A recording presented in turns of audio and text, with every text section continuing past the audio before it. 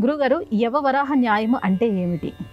యవధాన్యాన్ని పెంచేటువంటి చేలలో అడవి పందులు దూరి ఆ చేనంతా నాశనం చేస్తాయి. తర్వాత అడవి పందులు అడవిలోకి పారిపోతాయి.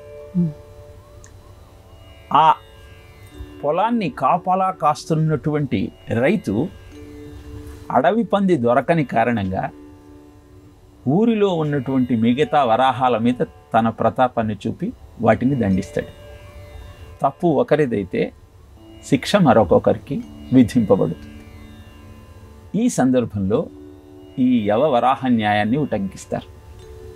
దీనివల్ల మనం నేర్చుకోవాల్సింది ఏమిటి అంటే, శిష్యుడు తప్పు చేస్తే ఆ తప్పుకు బాధ్యత గురువు వహించాలి.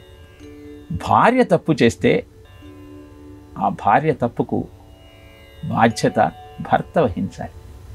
అలానే ప్రజలు తప్పు చేస్తే రాజు దానికి బాధ్యత వహించాలి. సేవకుడు తప్పు చేస్తే యజమాని ఆ బాధ్యతను స్వీకరించాలి. సనక సనందనాదులు జయ విజయులను శపిస్తారు.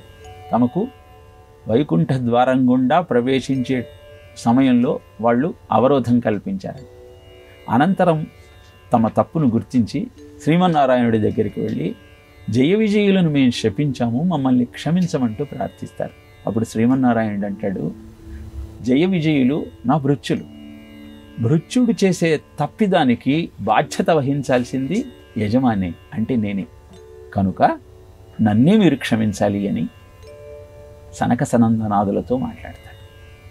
ఇలా సమాజంలో అందరూ ఆనందంగా ఉండాలి అంటే వారి బాధ్యతను వారికి గుర్తు చేస్తూ అది సక్రమంగా మీరు నిర్వహించగలిగినప్పుడు సమాజం శాంతి సౌఖ్యంతో ఉంటుంది అని చెప్పే సమయంలో ఈ యవవరాహ న్యాయాన్ని ఉటంకిస్తూ ఉంటారు.